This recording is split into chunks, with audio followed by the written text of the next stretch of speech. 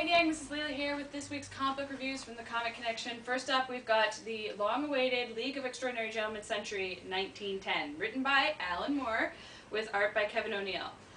In this one, Tom Karnaki's having nightmares. Well, it's just the same one over and over, and it's more like a premonition. A sinister cult, a naked girl swimming, and someone singing a catchy song. And the people that he works for want to know what this all has to do with a forthcoming disaster, or a coronation, or a series of murders in Whitechapel. There's a lot going on in this book. It's really well written by Alan Moore. The art was only okay for me, but Moore's writing is so wonderful, that, even lyrical at times. So even though sort of the team of the League has changed somewhat, there are some familiar faces and connections, and I really enjoyed the read overall, so definitely worth picking up.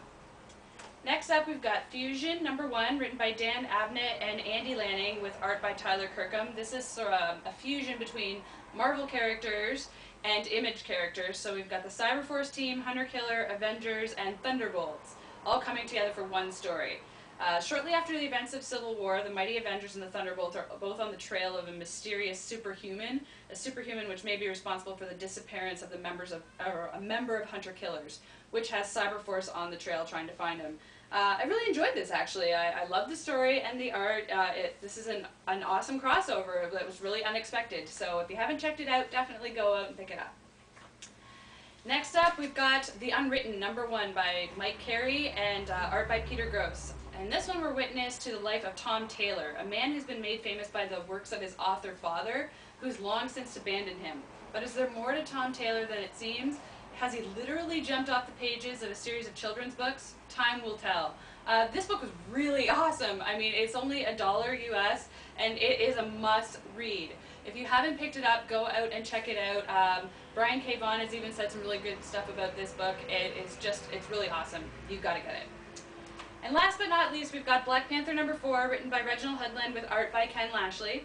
In this one, the Wakandans are warned of a threat posed by Morlun, and Shuri is finally judged by the Panther God, all the while Queen Aurora is racing to save T'Challa from death. This is another great book in the series. Hudlin continues to surprise with the different twists and turns in the story, and Lashley's art literally jumps off the page. If you're not reading Black Panther, you should be. Hey folks, Jim here with this week's comic reviews. First up, Sonic the Hedgehog #200 by Ian Flynn and Tracy Yardley. In this one, Sonic finally at long last defeats Eggman, but in doing so destroys Eggman's spirit. But with Eggman down, a new evil rises, the Iron Domain, led by the Iron Queen. I've never read a Sonic book before, so I'm going into this blind, but I actually enjoyed it. It's really well drawn, really nice story. It's not bad for all ages audience. If you're a Sonic fan, try it out. Next up, Astro Boy #1, written by Scott Tipton with art by Diego Jordan. In this one, Astro must defeat monsters rising from earthquakes plaguing Metro City, and soon has to try to rescue his father and Dr. Elephant. This is a prequel to the upcoming CGI film by Imagi, so if you're really wanting to know what's going on in that, you'll have to read this. Really nice art, pretty good story. I'm actually quite impressed with how this is going along so far. So if you want to know what's up with Astro, check this out. Next up, Prince of Heroes 2, #2, written by and drawn by Rod Espinosa. In this one, Ronan runs into more trouble with his cousins, Maza and Urmont, as they are back to challenge him. Again, as I've said many a time before, pick up this book. Rod Espinosa's art, story are fantastic. It is one of the best comics you are not reading. Get your ass out to the store and pick this book up. Next up, Marvel Assistant Size Spectacular #2. Yes, I am actually reading a Marvel book. Don't call anyone, I'm perfectly sane.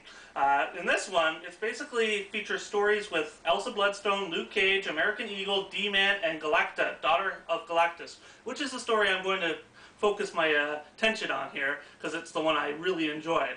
It's written by Adam Warren with art by Hector Sevilla, and it's gorgeous and it's funny as all hell. Basically, the daughter of Galactus now lives on Earth eating viruses and illnesses out of people.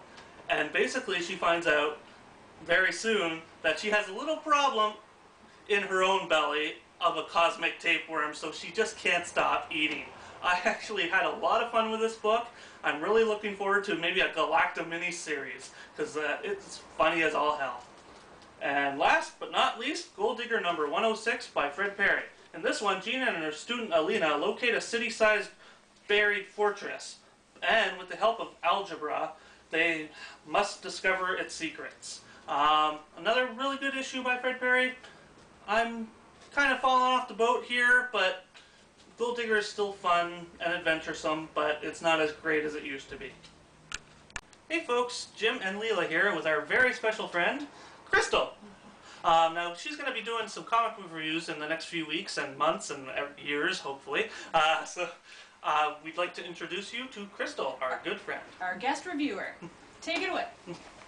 Hi everyone, I'm Crystal. So the first title I'm going to review for you today is Genext United 1 of 5. In this issue of Marvel's Genext, Beast and Megan Frost meet up with the rest of the gang on Genosha. Beast tells the team that they will have to choose between being superheroes and returning to the mansion as students, which I think is kind of unfair because he totally did both. Anyway, however, before they can decide, a battle literally falls from the sky. Also in this issue, we get to find out No Name's real name. This issue title combines Claremont's writing with Meyer's art for a really good teen feel, perfect for a young reader, or if you just want some light reading. I really enjoyed the art and the story of Generation Next. Next up, The Unknown number 1. This is a new title from Boom Studios, which is the first title I've ever read from Boom Studios, and I really enjoyed it. It's a Sherlock Holmes style mystery, except that the unnaturally gifted detective is a hot chick who lives in modern LA. In this first issue, we are introduced to the main character, her very non-Watson-like sidekick, and we get the dirt on her first big case that we will get to see her solve. This new title is gritty and interesting, and if you're looking for a mystery, you should pick up The Unknown with Wade and Osterbeer. I also really enjoy the cover art. And last, but certainly not least, we have Dark Tower Fall of Gilead number 1. This is the newest in the Dark Tower series. Fall of Gilead picks up with the famous trio of Roland, Cuthbert, and Elaine as they prepare for the celebration of their return to Gilead. Death, war, and magic, and character turmoil, exactly what I've come to love from the original novel series.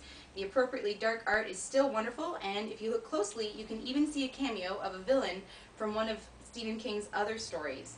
This could be a hint of the reality-twisting crossovers that those of us who read the original novel series have come to love. I won't ruin any of it for you. The Dark Tower is part Western, part fantasy, part sci-fi, and in case you haven't guessed, I love it. This is Dark Tower issue number 1, Fall of Gilead, with Peter David, Robin Firth, and Richard Ivanhoe. There you go. Thanks! Hey folks, Jim here with this week's comic reviews. First up, Sonic the Hedgehog number 200 by Ian...